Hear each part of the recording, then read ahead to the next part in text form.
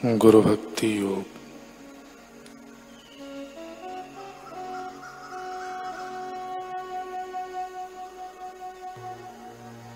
यदि मन में अहम के सब संकल्प हों तो गुरु से दीक्षा लेने के बाद आत्मा का ध्यान करके एवं वेद का सच्चा रहस्य जानकर मन को विभिन्न दुखों से वापस खींच सकते हैं और सुखदायक आत्मा में पुनः स्थापित कर सकते हैं।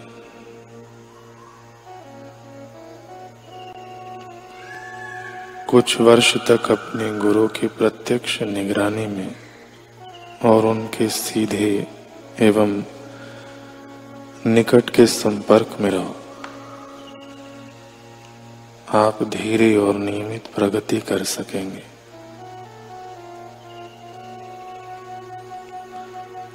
चंचल मन एक साधना से दूसरी साधना की ओर, एक गुरु से दूसरे गुरु की ओर,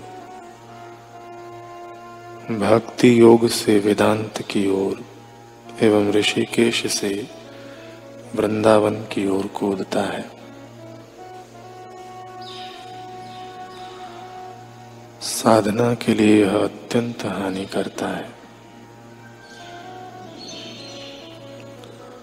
एक ही गुरु से एक ही स्थान में लगे रहो।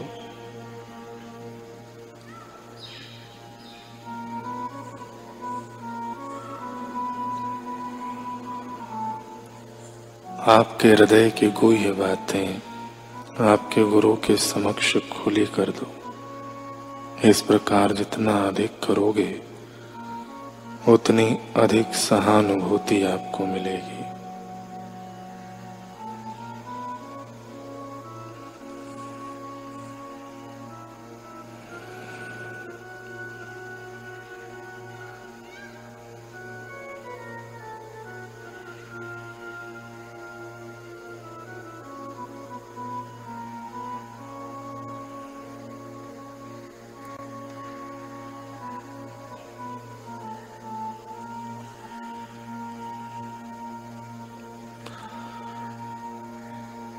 निश्चल दास जी महाराज बहुत ऊंची कमाई के धनी थे।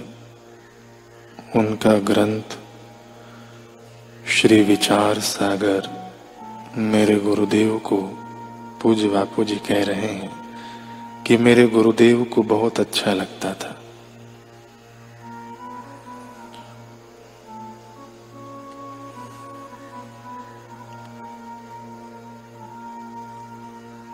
मेरे गुरुदेव मुझे श्री विचार सागर पढ़ाते थे।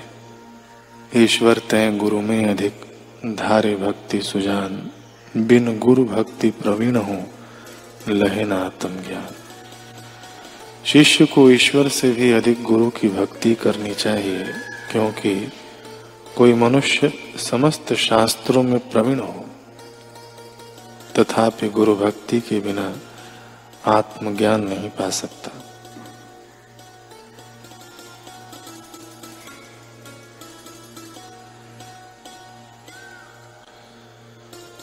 ईश्वर से भी अधिक गुरु में प्रीति क्यों?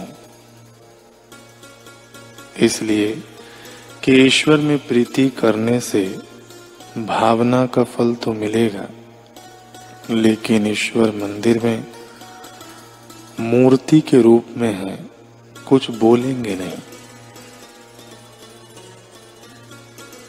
चाहे कोई सिगरेट पीकर मंदिर में जाए या शराब पी के, मंदिर की मूर्ति तो शांत ही रहेगी, परंतु गुरु तो कभी डांटेंगे, फटकारेंगे, तो कभी पुचकारेंगे, कभी कैसे तो कभी कैसे। तुम्हारे दोष छुड़ाने के लिए ईश्वर से भी अधिक गुरु ध्यान देते हैं, क्योंकि गुरु के रूप में ईश्वर साकार है। ईश्वर से तो केवल श्रद्धा का फल मिलेगा, किंतु गुरु में श्रद्धा रखोगे तो श्रद्धा के साथ साथ साधनोपदेश, ज्ञानोपदेश का फल भी मिलेगा और गढ़ाई होगी स्वलग। एक ब्रह्मज्ञानी संत भोले बाबा ने लिखा है, निर्जीव सारे शास्त्र सच्चा मार्ग ही दिखलाए हैं, दृढ़ ग्रंथि चिज्जड़ खोलने की युक्ति नहीं बतलाए हैं। निसंग होने के सबब से ईश भी रुक जाए है, गुरु गांठ खोलन रीति तो गुरुदेव ही बतलाए हैं। ईश्वर कृपा होवे तभी सदगुरु कृपा जब होए है, सदगुरु कृपा बिन ईश भी नहीं मैल मन का धोए है। अनजाने में भी ऐसे गुरु के प्रति कोई अपराध न हो जाए, इसका ध्यान रखना चाहिए।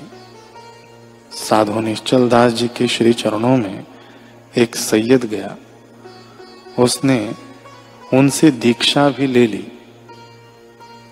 निश्चल दास जी जाट थे। लोगों ने सैयद से कहा, तू सैयद है और हिंदू का शिष्य बना, हिंदू से दीक्षा ली। सैयद ने कहा, जाट और सैयद यह तो शरीर की जाति है, संत तो आखिर संत होते हैं। संतों के पास भीतर का आत्म खजाना होता है। कीचड़ में सोना है तो क्या सोना नहीं लेना चाहिए? कंचन होए कीच में, विष में अमृत होए, विद्या नारी नीच में, चारों लीजिए सोए। जाट शरीर में भी यदि ज्ञान, ध्यान, भक्ति, प्रेम है तो क्यों नहीं लेना चाहिए? इसलिए मैंने निश्चल दास जी को गुरु बनाया। तो क्या घाटा किया, मुझे क्या हानि हुई? उनसे तो लाभ ही हुआ, उनसे मुझे ज्ञान मिलता है। निश्चल दास जी महाराज को जब पता चला इस बात का, तो उन्होंने सैयद को पूछ के सारा वृतांत समझा और कहा कि तूने गुरु को कीचड़ में पड़ा हुआ सोना कहा, तुझे कोई दूसरा दृष्टांत नहीं मिला। गुरु को तू कीचड़ में बोलता है, जा कीचड़ में से सोना खोजते रहना। गुरु की फटकार निकल गई, बस हो गया। वह सैयद पागल सा हो गया और सारी जिंदगी नालियां ही खोदता रह गया। जो गुरुदेव के लिए अपमानजनक वचन बोलते हैं, उनका तिरस्कार करते हैं, उनकी दुर्दशा हो जाती है। इसलिए सतत सावधानी रखें, कोई भी ऐसा कार्य न करें, न ही ऐसे वचन कहें जिससे गुरु के हृदय को ठेस पहुंचे। गुरु गीता में आता है, शिवे रुष्टे गुरु स्त्राता, गुरौ रुष्टे न कश्चन, लब्ध्वा कुल गुरुम सम्यक गुरुमेव समाश्रये। यदि शिव जी नाराज हो जाएं तो गुरुदेव बचाने वाले हैं, किंतु गुरुदेव नाराज हो जाएं तो बचाने वाला कोई नहीं। अतः गुरुदेव को संप्राप्त करके सदा उनकी शरण में रहना चाहिए, उनकी आज्ञा में रहना चाहिए।